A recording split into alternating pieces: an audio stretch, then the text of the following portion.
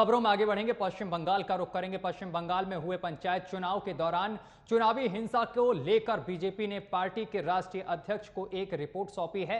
इसकी जानकारी बीजेपी सांसद रविशंकर प्रसाद ने प्रेस वार्ता कर दी है। इस दौरान उन्होंने ममता सरकार पर जमकर निशाना साधा है और कई गंभीर आरोप भी लगाए हैं। पूर्व केंद्रीय मंत्री रविशंकर प्रसाद ने कहा है कि चुनाव के हिंसा दुर्भाग्यपूर्ण है। बीजेपी नेताओं के घर पर हमला किया गया है। बंगाल में लोकतंत्र की शर्मनाक तस्वीर सामने आई है। रविशंकर प्रसाद ने आगे बताया है कि रिपोर्ट कई बिंदुओं पर केंद्रित है। रविशंकर प्रसाद ने कहा है कि उम्मीदवारों को धमकी दी गई कि नॉमिनेशन नहीं करने देंगे, प्रचार किया तो समर्थकों को पीटेंगे, जीत गए तो सर्टिफिकेट नहीं देंगे। रविशंकर प्रसाद ने आगे कहा है कि पश्चिम बंगाल में लोगों को चुनाव लड़ने से रोका गया। उन्होंने कहा है कि पहले तो नॉमिनेशन यानी कि नामांकन नहीं करने दिया गया और अगर नामांकन हो भी गया तो राज्य सरकार प्रचार प्रसार में बाधा उत्पन्न करती है और इसी के तहत जीते हुए प्रत्याशी को भी परेशान किया जा रहा है। तो ये तमाम आरोप बीजेपी के हैं, ममता सरकार पर गंभीर आरोप हैं। मित्रों, ये देश लोकतंत्र है और हम सभी लोकतांत्रिक प्रक्रिया सांसद बने हैं, लेकिन हमें ममता सरकार की अगुवाई में एक बहुत ही विकृत और शर्मनाक लोकतंत्र देखने का दुर्भाग्य मिला। मित्रों, हमारी जो ऑब्जर्वेशंस है, जो इस रिपोर्ट का भी पार्ट है, उसके 5 मूल बिंदु हैं। नंबर 1, नॉमिनेशन करने नहीं देंगे। You will not be allowed to file nomination. Number 2, nomination कर लिया तो तुम्हें प्रचार नहीं करने देंगे, तुम्हारे बाल बच्चों को भी किडनैप कर लेंगे। सच्चाई हुई। तीसरा, अगर नॉमिनेशन कर भी दिया तो किसी तरह गड़बड़ी में आपका नॉमिनेशन रिजेक्ट करेंगे। और चौथा, अगर आपने बहुत प्रचार किया तो आपके समर्थकों के घर पर बम बरसाएंगे, पीटेंगे, घर में हिंसा करेंगे, इत्यादि इत्यादि। और अगर आप जीत गए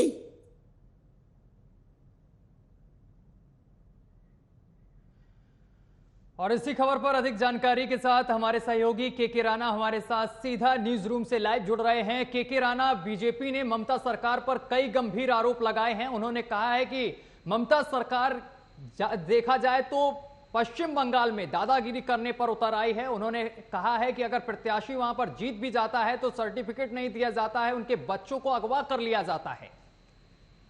बिल्कुल, देखिए सत्यम, जब पंचायत चुनाव पश्चिम बंगाल में होने की घोषणा की गई तो उसके बाद से ही हिंसा देखी गई और उस हिंसा के साथ ही जो तस्वीरें सामने आई वो पूरे देश ने देखी हैं। उसके बाद पंचायत चुनाव का रिजल्ट आने के बाद बीजेपी ने एक कमेटी गठित की जो फैक्ट चेकिंग के तौर पर वहां गई थी पश्चिम बंगाल और वहां जाकर उसने तथ्यों की पहचान की और हिंसा किस वजह से हुई उन फैक्ट्स को जाना है। अब ऐसे में जब रविशंकर प्रसाद उस कमेटी के यानी कि फैक्ट चेक कमेटी के सचिव यानी कि महासंयोजक थे, अब ऐसे में जब वो वहां से सारी डिटेल लेकर आते हैं तो वो आने के बाद प्रेस कॉन्फ्रेंस करते हैं और प्रेस कॉन्फ्रेंस करते हुए वो कहते हैं कि हमने 5 बिंदुओं को देखा है। उन्होंने कहा कि हम 3 दिन का हमने दौरा किया, तमाम लोगों से बातचीत की और वहां के जमीनी हकीकत को पहचाना है। उन्होंने कहा कि सबसे पहला बिंदु तो यह था कि नामांकन करने नहीं दिया जाएगा। दूसरा बिंदु यह था कि अगर नामांकन हो जाएगा तो आप उसे खारिज करेंगे। तीसरा बिंदु यह था कि अगर नामांकन हो जाता है तो आप प्रचार नहीं करेंगे और अपने बच्चों को अगवा करेंगे। चौथा पॉइंट था कि अगर आप प्रचार करते हैं तो आप अपने समर्थकों के घर पर हमला करवाएंगे और हिंसा भड़काएंगे। और नंबर 5 था कि अगर आप जीत जाते हैं तो आपको जीत का सर्टिफिकेट नहीं दिया जाएगा, बल्कि आपको टीएमसी ज्वाइन करनी होगी और उसके बाद ही आपको सर्टिफिकेट मिल सकता है। इन 5 बिंदु उन्होंने पूरे पश्चिम बंगाल में जो हिंसा हुई उस हिंसा को समझाने की कोशिश की है।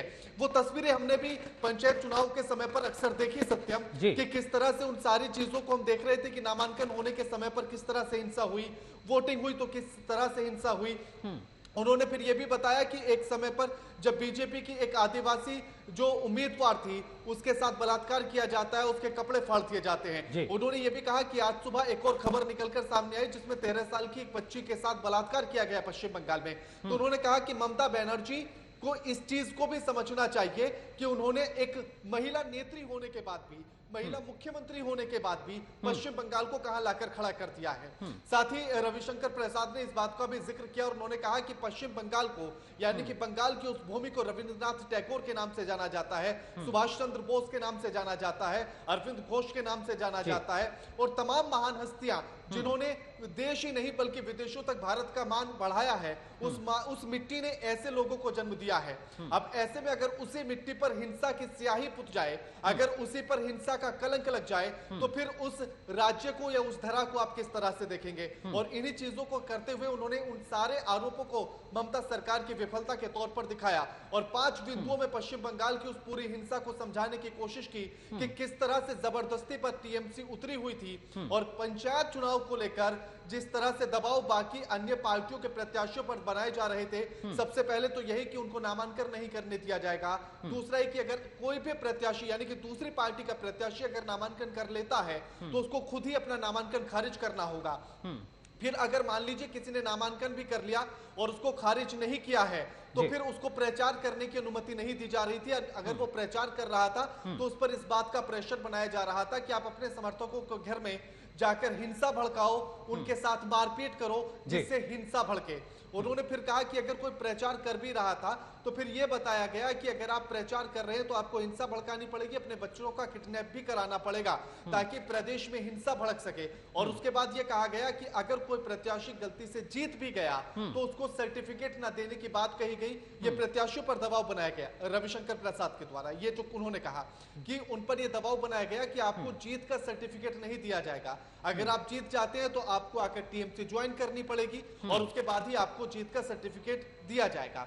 अब ये दावे बीजेपी की उस कमेटी के हैं जो पश्चिम बंगाल की जमीन पर जाकर, ग्राउंड पर जाकर वहां हिंसा के तथ्यों को जांचने की कोशिश करती है, फैक्ट चेक करती है और उसके आधार पर इस रिपोर्ट को जांचा जाता है। और फिर यह भी बताया गया कि वो इस कमेटी के अध्यक्ष को इस रिपोर्ट को सौंप भी चुके हैं। लेकिन अब देखना यह होगा कि बीजेपी के फैक्ट चेक में कितनी सच्चाई है, उन तथ्यों में कितनी सत्यता है, बिल्कुल इसको अभी देखना बाकी होगा। बिल्कुल इन तमाम चीजों को देखना बाकी है कि आखिर कितनी इन दावों में सच्चाई है। बहुत बहुत शुक्रिया के किराना हमारे साथ जुड़ने के लिए, तमाम जानकारी साझा करने के लिए।